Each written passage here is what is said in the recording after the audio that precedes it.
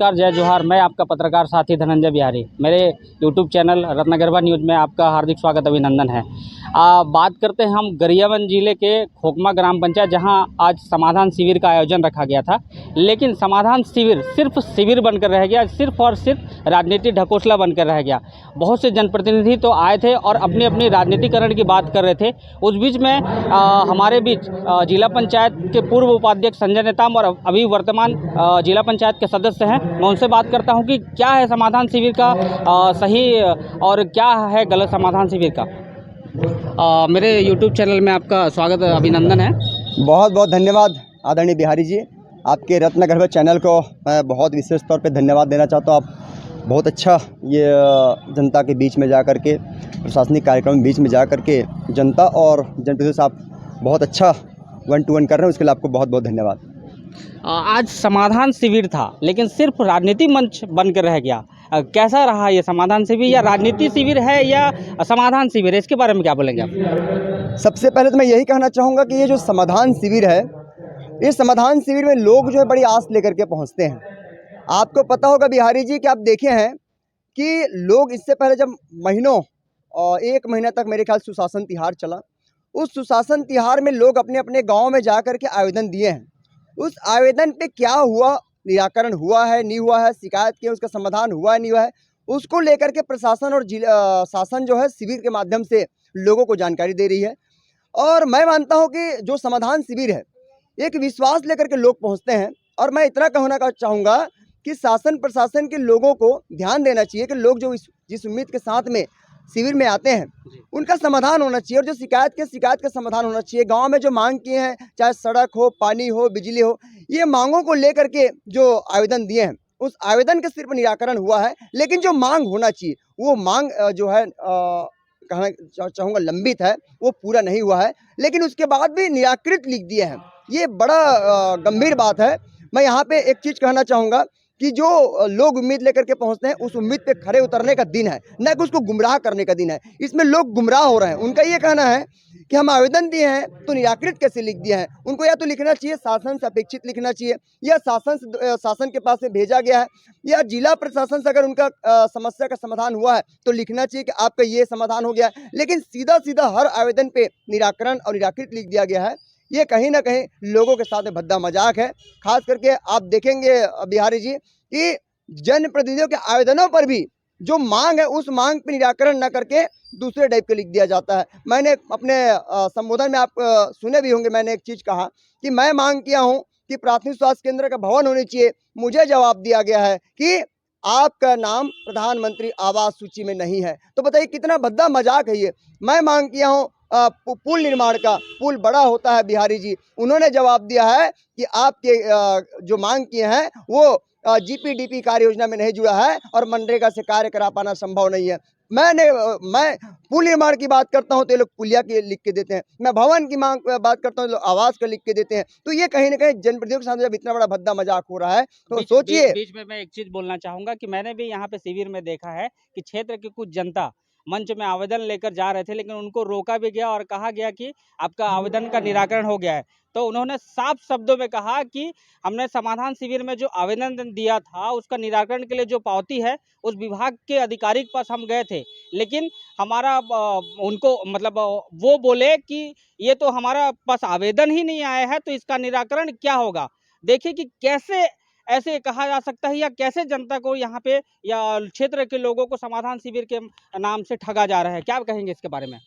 निश्चित तौर पे लोग अब देखेंगे, मैं शिविर से जब निकल रहा हूं तो देखिए लोग इतने आक्रोश से कह रहे हैं कि देख ग हमन तो आए रहें और आवेदन देहन तो हम कहीं चढ़ नहीं बताए, बस का बोले हम तो नहीं जानन, हमन बस आए रहें और आके दे घर जाथन, लेकिन हमारा समाधान तो नहीं हुए। मतलब देखा जाए तो पूरे प्रदेश में, एक जिले की बात नहीं कह रहा हूँ, पूरे प्रदेश में समाधान शिविर पूरी तरह से फैलवर है। और ये बात मैं सिर्फ एक जनप्रतिनिधि होने के नाते नहीं, एक पार्टी से जुड़े हुए व्यक्ति के नाते नहीं, भारतीय जनता पार्टी के लोग सवाल कर रहे हैं।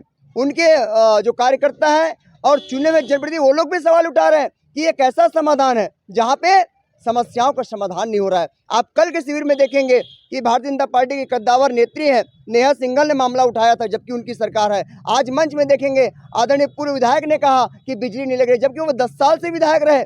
तो उन्होंने क्यों नहीं किया?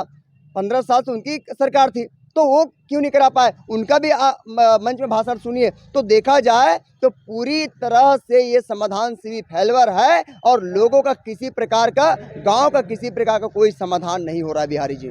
क्या मानते हैं इस शिविर को आप? एकदम आप सीधे तीखे जवाब दे रहे हैं कि ये समाधान शिविर है ही नहीं करके, क्या मानते हैं शिविर को? नहीं, मैं तो मानूंगा ये एक टाइम पास हो गया है। कहते हैं कि अधिकारी कर्मचारी बस अपना समय काट रहे हैं, आ रहे हैं, बस उससे अच्छा तो इनको विभाग में बैठना चाहिए ताकि विभागों का कुछ काम सरकता। वो जो फाइल पेंडिंग है वो पेंडिंग फाइल कम से कम, जो लंबित है वो कम से कम निराकरण होता।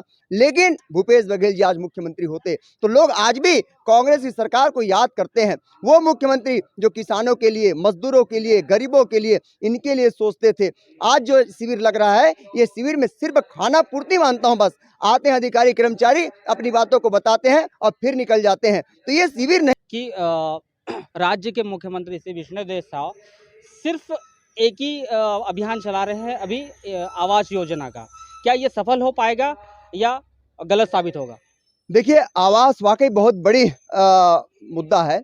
लोग बड़ी आस के साथ में कहते हैं कि मुझे आवास मिलनी चाहिए, लेकिन आवास आप देखेंगे, आप अपने गरियाबंद जिला के देखिए, आप एक तरफ निचले लेवल के छोटे कर्मचारियों को परेशान कर रहे हैं। आप तकनीकी सहायक हो, चाहे ग्राम रोजगार सहायक हो, चाहे ग्राम पंचायत के सचिव हो, डायरेक्ट हितग्राही के खाते में पैसा जा रहा है। तो इसमें ये क्या करेंगे लोग? इनका तो किसी पे कोई वो नहीं है, बस मॉनिटरिंग करते हैं। और अपने तरफ से देखा जाए तो लगातार मॉनिटरिंग कर रहे हैं लोग। अब होता क्या, जनरली आप देखेंगे जब खाते, उनके खाते में पैसा गया है, डायरेक्ट हितग्राही खाते में पैसा जा रहा है। अब पैसा वो लोग निकाल लिए हैं, अब वो पैसा बना रहे हैं। कुछ लोग तो बहुत कहता हूँ बिहारी जी कि बहुत ऐसे जिम्मेदार लोग हैं जो 1,20,000 की जगह में वो लोग कम से कम 2 लाख 2.5 लाख अपने घर का पैसा, अपने पूंजी लगा करके अच्छे घर बना रहे हैं। लेकिन कई ऐसे गैर जिम्मेदार लोग हैं, मैं कहना चाहूंगा, जो पैसा निकाल करके कहीं ना कहीं कोई बाइक ले लिया है, कोई मोबाइल ले लिया है, या निकाल करके पैसा को कहीं अन्य खर्च कर दिए हैं। तो घर कैसे बनेगा? ये बड़ा चिंतनीय है। इसके लिए कहीं ना कहीं जन जागरूकता, मैं मानता हूँ बिहारी जी, इसके लिए जन जागरूकता लाने की विशेष पहल करनी चाहिए जिला प्रशासन और विकास खंड स्तर के जितने। मैं बीच में बोलना चाहूँगा कि पिछले दिनों जिला कलेक्टर ने मैनपुर में मीटिंग लेकर 12 सचिवों को आवास के संबंधी ही निलंबित कर दिया। क्या ये सही है था या क्या गलत है ये? क्योंकि आवास जो बनना है, हितग्राही तो पैसा निकाल लिए हैं, कुछ हितग्राही बना भी डाले हैं, लेकिन उसके बावजूद भी क्या सचिव के ऊपर में गाज गिरना, ये क्या सही है क्या? मैं मानता हूँ ये गलत है। देखिए, ग्राम पंचायत का सचिव वो लगातार मॉनिटरिंग कर रहा है। शासन की जितनी योजनाओं का, चाहे वो 30 तो 32 योजनाएं हैं, उस योजनाओं को लेकर के वो लोग लगातार लगे रहते हैं। और प्रधानमंत्री आवास योजना में सिर्फ वो मॉनिटरिंग कर सकता है, गांव में मीटिंग करके हितग्राहियों को समझा सकते हैं कि देखिए भाई, हमको लगातार नोटिस मिले, जैसे आप लोग को मिलता है वैसे हमको भी मिलता है, आप लोग जल्दी बनाइए क्योंकि लगातार प्रेशर है। और लगातार ग्राम पंचायत के सचिव कर रहे हैं, ऐसा नहीं है। चाहे रोजगार सहायक की बात हो, चाहे आवास मित्र की बात हो, लगातार मॉनिटरिंग कर रहे हैं। और मॉनिटरिंग करके जो है लगातार हितग्राहियों को बताया जा रहा है। और इसमें कार्रवाई सिर्फ आप रोजगार सहायक है, ग्राम पंचायत के सचिव के ऊपर कर रहे हैं। मैं मानता हूँ जिला प्रशासन का ये पूरी तरह से कहना चाहिए ये गलत निर्णय है। कहीं ना कहीं आप इसे जन जागरूकता लाइए, गांव में जिला प्रशासन की टीम, विकास खंड की पूरी टीम पहुंचिए और हितग्राहियों को आप लोग सीधा मीटिंग लीजिए और मीटिंग लेकर के उनसे बात करिए कि भाई पैसा हम आपको दिए हैं और आपको बनाना होगा। तो मैं मानता हूं ग्राम पंचायत के सचिव के ऊपर जो कार्रवाई हो रही है वो पूरी तरह से गलत है और इसे रोक लगानी चाहिए। हाँ, लगातार मॉनिटरिंग अगर नहीं कर रहे हैं तो आप नोटिस दीजिए, लेकिन जो मॉनिटरिंग भी कर रहा है, लगातार आपको फोटोग्राफ्स दे रहे हैं, जो जहाँ लगातार वो लोग फील्ड में जाकर के काम कर रहे हैं, उसकी फोटोग्राफ जारी जिला पंचायत सीओ देख रहे हैं, उसके बाद कार्रवाई किया जा रहा है, ये पूरी तरह से गलत है। पूर्ववर्ती सरकार मनरेगा पे बहुत ज़्यादा ध्यान देती थी, लेकिन यह सरकार बिल्कुल ध्यान नहीं दे रही है, क्योंकि आप विपक्ष के नेता हैं और यहाँ से बिंद्रानवागढ़ के विधायक में कांग्रेस के प्रत्याशी भी रहे हैं। देखें कि किस प्रकार से सुशासन तिहार का मजाक बनाया जा रहा है करके विपक्ष के नेता श्री संजय नेताम ने बोला कि ये सिर्फ ढकोसला प्रोग्राम है करके। मेरे यूट्यूब में बने रहने के लिए आप सबका धन्यवाद। मेरे कैमरामैन के साथ मैं आपका हार्दिक स्वागत और अभिनंदन करता हूं। धन्यवाद।